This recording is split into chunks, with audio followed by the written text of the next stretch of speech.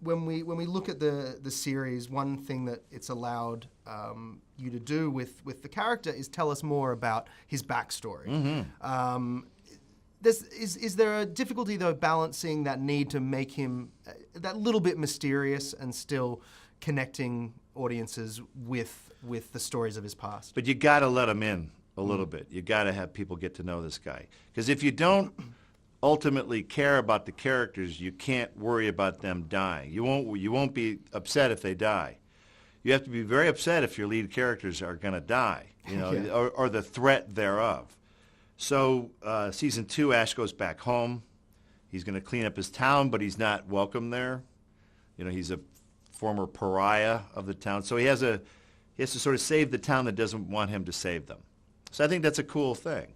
You get to see his bedroom. Ash is like a teacher. You always see a teacher in class, and if you saw him in the parking lot having a cigarette, you'd go, oh, that's weird. Why is Mr. McGrath in this parking lot? Or you see him at the grocery store. It's weird.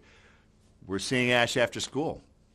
And it's important in television to get that long ride with that character. And I think it's really fun to be able to develop the character. He can talk now. Ash talks a lot now. He didn't talk that much in the movies. It was mostly just screaming and running. The odd catchphrase. Yeah, pretty much. Have you had a favorite reveal of the character that maybe you didn't expect or otherwise?